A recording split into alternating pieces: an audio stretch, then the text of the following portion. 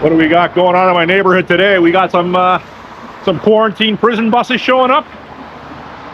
That's odd to see a bus like that with no markings on it. Anyhow, join me today.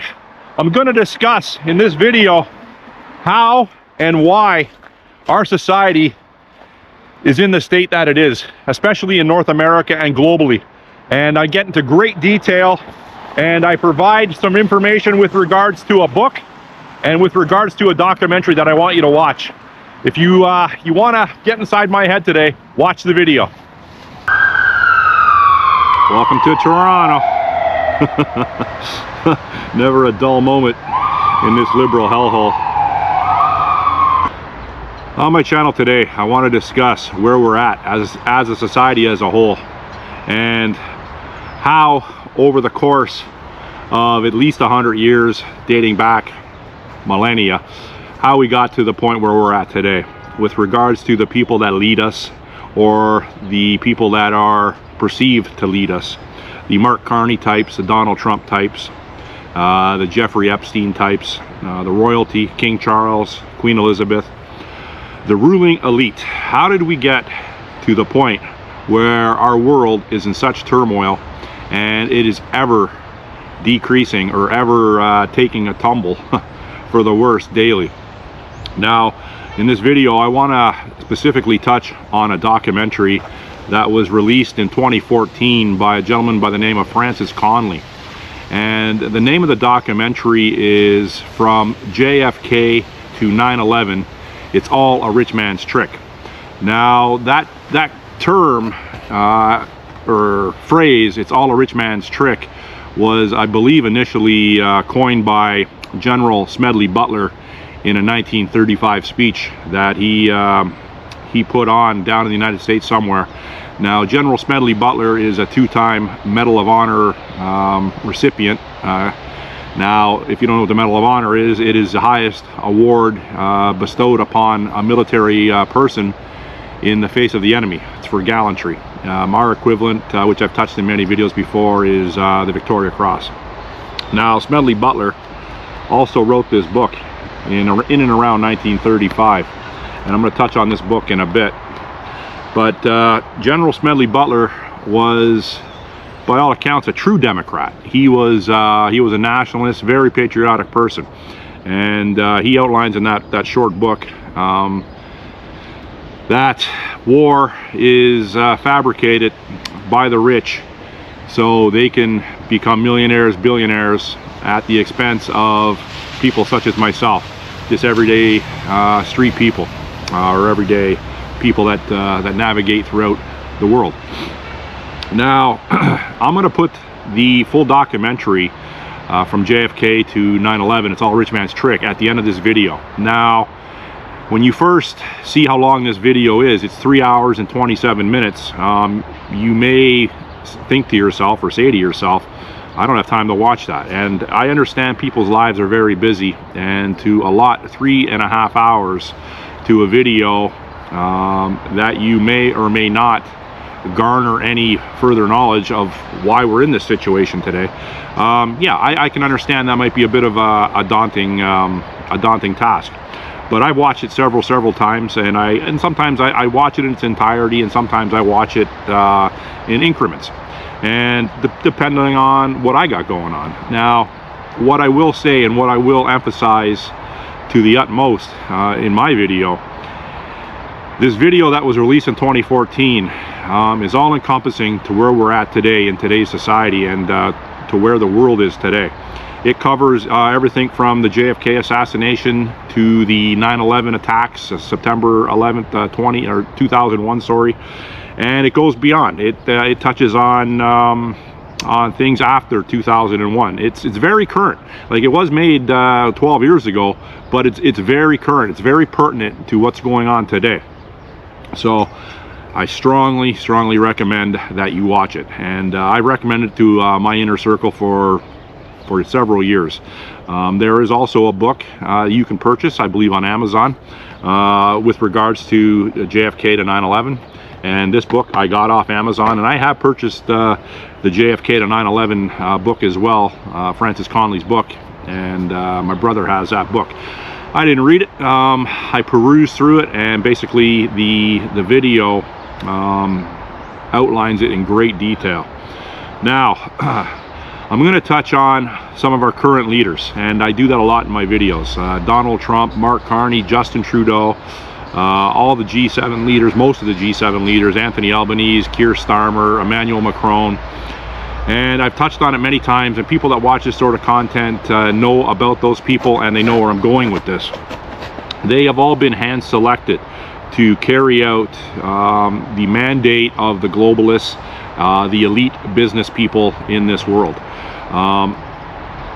I've said in several of my videos, Donald Trump is compromised to the highest degree.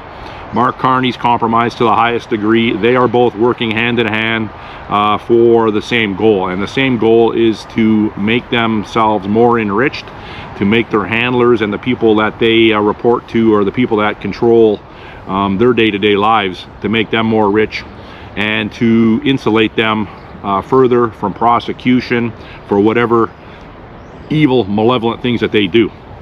And with the Jeffrey Epstein files, we are now coming to the realization that these type people are very evil, and they are committing atrocities to people at all levels, whether it be from adults, young adults, to children, to infants.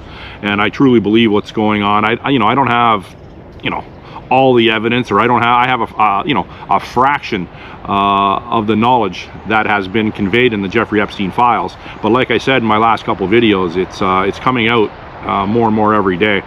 And now a lot of people aren't going to believe what's contained in the files. I mentioned that. I am believing what's contained in the files to the lowest of degrees, and I mean to say, I believe it at a high degree. But the level of depravity that these people that are ruling us, they go to, is yeah, I've said before, it's not fathomable for someone of my mindset, but I'm catching up to it. Now you wonder, okay, so they are focusing mostly in Jeffrey Epstein's case, they are focusing mostly on sex crimes, possible murder, possible ritualistic sacrifices with regards to infants, babies, toddlers, young adults, young women, young boys. And in a couple of videos ago, I also mentioned in quite great detail about a homosexual washroom in Hyde Park, and the crossovers between the debauchery that homosexual men can exude in public. Now you're saying, well, a public washroom isn't public. Well, you're not out and showing it to passerbys, but I have seen that too. I have seen homosexual sex out in the open. And so my point being, in what I'm trying to get at here, sexual debauchery manifests itself by people not giving or not caring about the people around them when they're conducting themselves in that sort of manner. So there is a point in the documentary, at the 2-hour and 48-minute point of the documentary, where there is a woman that provides testimony in the documentary, and her name is Kay Griggs. And Kay Griggs was the wife of a former major general in the United States Marine Corps. And she outlined in her section of the documentary that all levels of military, potentially all levels of policing, all levels of politics, to attain the next level, you have to be indoctrinated through some sort of sexual debauchery. In her case, her husband was a very quiet person normally, but when he drank, he was an alcoholic, and when he drank, he became very loose-lipped. He talked a lot, and he also became abusive. He abused Kay, he beat Kay. He was just a very, in her own words, a very psychopathic person, because she claims that the military turned him into a psychopath. Now, like I said, in her section of the documentary, she outlines something that is called the pink triangle. And the pink triangle refers to military people that have been indoctrinated through homosexual activity. And it's more or less like honeypotting, blackmail. So it breaks your spirit. It puts you in maybe not a not so elite club, or a rare club, I should say, but it puts you into a club that that psychologically breaks you. And they are called Cherry Marines, and they're cherry military people. Now, it also touches on, in this documentary, it talks about Yale University and the very secretive Skull and Bones organization on the campus of Yale University. And a lot of the people that are, they call them bonesmen, a lot of the people that go through that secret society at Yale University become high-level politicians, including presidents of the United States. The Bush Jr. and Sr., I believe, were bonesmen. And the initiation procedure outlined in this documentary is they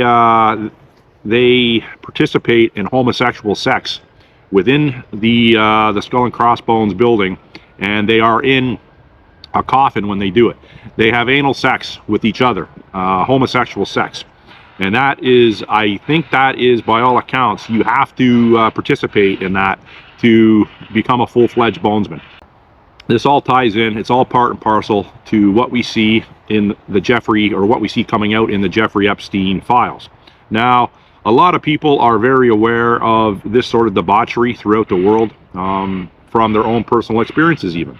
And I am loosely aware of what's going on just throughout my life, and what I've encountered throughout my life, having navigated, like I say, at the street levels and all different levels of society. I know some very wealthy people. I've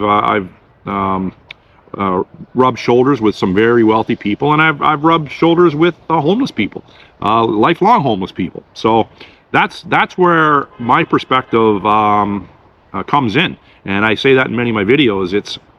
I've seen all cross sections of society, and recently, I can't get into too much detail, but recently, there's a network of people that I'm acquainted with that are very, I don't know, for lack of a better word, I'll say strange. There is a network of people throughout society, and they're all over the place, that participate in very shady dealings, very shady dealings with regards to hard drugs, very shady dealings with regards to prostitution, and just a very, very dirty lifestyle. I've never been a part of that lifestyle. Like I said, though, I know groups of people and acquaintances that are or have been a part of that lifestyle, and who are currently a part of that lifestyle. And when you get mixed up in this tangled web of sketchy or not above board behavior, you get dragged further and further down it. And you have to come to a point in your life where you have to be self-aware that you have to distance yourself from that sort of environment. And I've always been good at doing that, quite honestly, throughout my life. I've been throughout my adult life and throughout my working career, I've been offered things with regards to, well, I'll give you one example. When I worked out in Hamilton back in the late 2000s, since around 2008, I was married at the time. I was married in 2005 to a very nice lady, and nothing bad to say about my ex-wife. But I worked for a pretty shady character out in the Hamilton area, which I won't name, of course. And, he had his fingers in a lot of different things. And, I was his right-hand guy. I was director of operations for his company. So, he was the president and I was the director. And it was just him and I that were the upper tier of management within this smallish company, but it had a pretty vast reach, especially in the Golden Horseshoe area. And, one day I'm sitting in his office, and we used to have, at the end of the day, we'd go into his office and we'd have a drink of Crown Royal, and, we'd just talk, and, we're buddies. And one day he says to me, he goes, Dewey, he goes, I got this girl in Burlington that you might be interested in, right? He knows I'm married. He's met my wife. I've met his wife. I've met his kids. So, and I never gave him any indication that I was interested in stepping out of my marriage. But he's just sitting there, and I'm just sitting there. I go, I listen, I go, keep talking. And he goes, yeah, there's an interesting girl in Burlington that you might be interested in. I can introduce you to her. And you know, he showed me a picture of her, very attractive woman. She was mixed race. She was half black, half white. About my age at the time, I suppose. And I said, listen, I go, I appreciate the offer, but I have no interest in doing anything like that. And that was pretty much the end of that conversation, and that was pretty much the end of any further discussions of that nature. But basically what this person was doing, he was trying to honeypot me.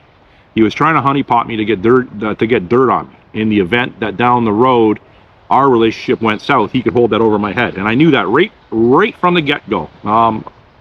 It might not come across on a lot of my videos, but I liken myself to be a very streetwise person, and you know, I've been surrounded around that my whole life. And you know, and this person knew that. This person knew that, but he wanted to test my resolve, see where my heart was. And in my estimation, I passed that test. And you know, you know what? When I was married, I didn't step out on my wife one time. So, and I'm proud to say that. But a lot of people, for whatever reasons, they get, well, a lot of it's to do with drugs and alcohol. It weakens your resolve to say no. And you know, I've been guilty of that too with a lot of different things, with not stepping out on my wife, but with a lot of different things when I was abusing alcohol. You know, you don't make sound decisions.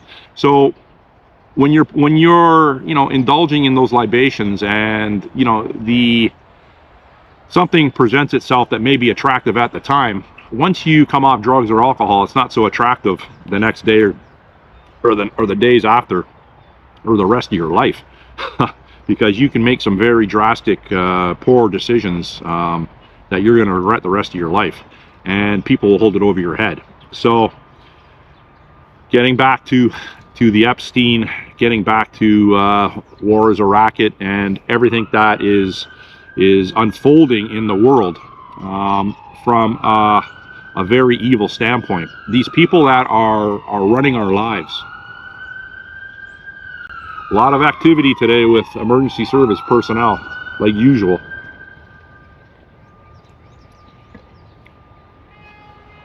Oh man. What is coming out in the Epstein files is directly affecting everyone, certainly in North America and around the world.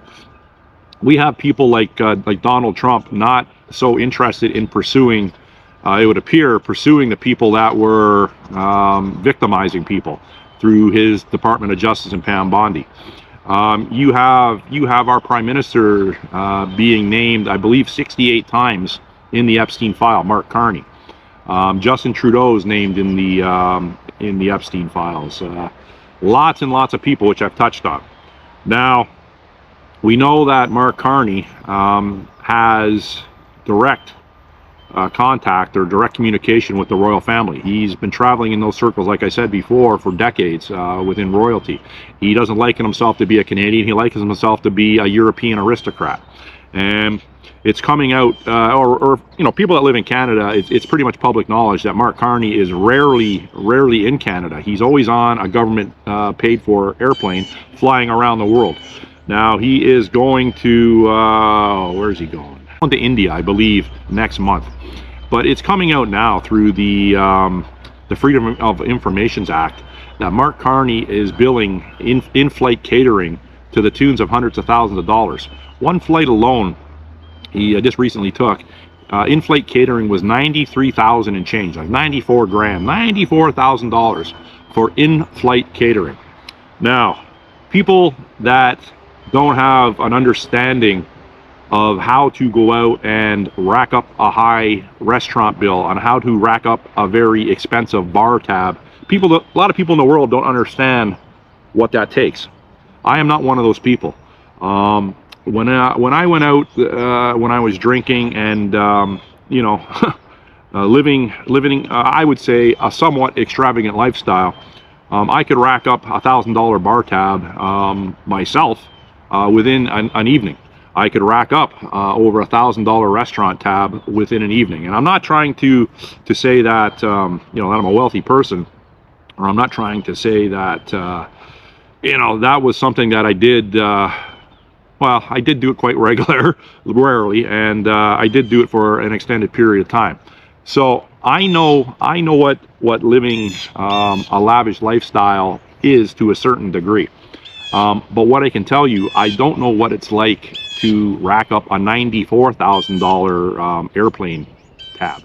Like, I understand there's lots of other people on the airplane, but what are they doing? Like, what kind of wine? What kind of champagne? What kind are they eating? Are they eating beluga caviar? Are they eating gold flake shrimp or sushi? And I'd have to assume that they are doing that.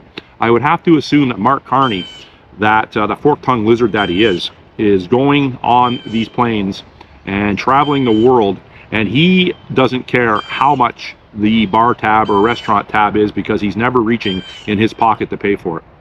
And now you put that in perspective, all you elbows uppers that are voting for Mark Carney and have supported Mark Carney, you put that in perspective. There are 15,000 people a night per day in Toronto homeless, 2 million food bank visits per year in Canada. So you put that in perspective. He's racking up a $94,000 in-flight catering bill. And he doesn't seem to be too concerned about the optics of it. I'm hearing now that he just sent Dominic LeBlanc down to Mexico with 300 other business people and delegates to negotiate trade deals with Mexico. 300 plus people. What's that tab going to be? That's going to be in the millions. That's going to be in the millions. And what's going to come out of that? Nothing's going to come out of that. They are flying around the world right now. They are traveling with armed security around the world, and the Canadian economy is paying for it.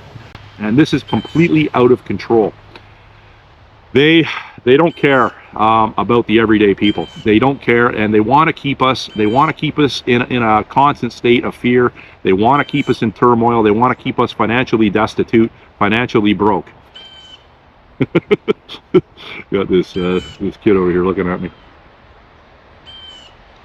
and that's why the Mark Carneys of the world want to keep Donald Trump at the forefront of he's the enemy.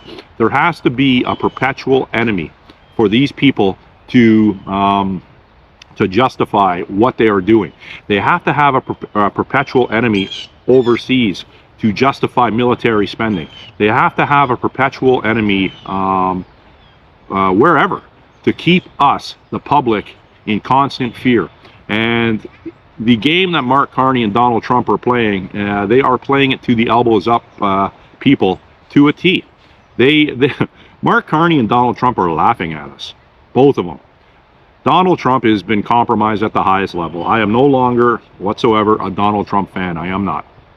I was never a fan of him personally. I thought his intentions were in the right place, and I was duped. I admit that. I was duped. I was not duped by Mark Carney whatsoever, so I will admit that. So Mark Carney, at every chance, or every couple, 3 weeks, every month, there is something new that the legacy media, the mainstream media, pushes out with regards to the feud between Canada and the United States. Now, in a real world, there is no way that we could ever make the United States our enemy. Really, we can't. They have too much financial control over us, and they have too much military control over us. There's no way in a million years we could ever try to take them down financially or militarily. It's impossible. So the propaganda or the psyop that they are committing upon the U.S. and Canadian people is going off without a hitch. You have these libtard Karens that as soon as you mention Donald Trump's name, they want to projectile vomit, and they get violent to the point where they go on videos saying they want to unalive people that support Donald Trump. That's exactly the outcome that these people, the Carney people, the Carneys and the Trumps of the world, that's exactly the outcome they want. So there's going to be a spring election coming up, and they are building up the rhetoric with regards to Donald Trump again being the enemy of Canada. And by all accounts and the way it's looking, it's going to be a majority government, like I've said many times before, for Mark Carney. And that's just the way it's been scripted out. Pierre Poilievre, like I said many times before, just collect your money, Pierre. You're not going to do nothing anyways. Pretend you get upset and question Pierre. That's all you're going to do. It's a foregone conclusion that Mark Carney is going to win a majority government. Now, will Mark Carney you know, be prime minister in 10 years? No, he won't. He is going to completely sign over Canada to mostly the United States and to other countries. Then he will reap the rewards of what he has done. He's probably already a billionaire. We don't know his finances or his holdings completely. He's already a billionaire, and he's just gonna pad that further in what he's doing. But all these rich, powerful people, they would appear to all be indoctrinated into the pink triangle. And like I said in my video before, even Donald Trump. So they also have to keep that somewhat hidden. Now they are going on, you know, daily, weekly, and they are making this sort of debauchery, trying to make it more acceptable in mainstream. That's why you see these guys putting lipstick on and fake breasts and dresses and going around unaliving people. Most recently in Rhode Island, there was this giant dude that was going around dressed as a woman, and he went into a hockey rink and he shot the hockey rink up. I believe he unalived his estranged wife and his one of his children, and I'll put pictures of that guy up there. Essentially, they are gender confused. A lot of the world leaders have someone in their family, whether it be a child, you know, one of their siblings, or one of their children, I should say, or a relative that is gender confused. So they have manifested the mainstream notion that it's okay to be confused and to take drugs and to get operations to further along your insanity. But during that process, people become psychotic because there is resistance from society, and then, you know, couple the resistance, or I'm not being accepted, with their mental health issue and their accessibility to these, and people start getting unalived. And that's what we're seeing increasingly, and it seems to be the trans community.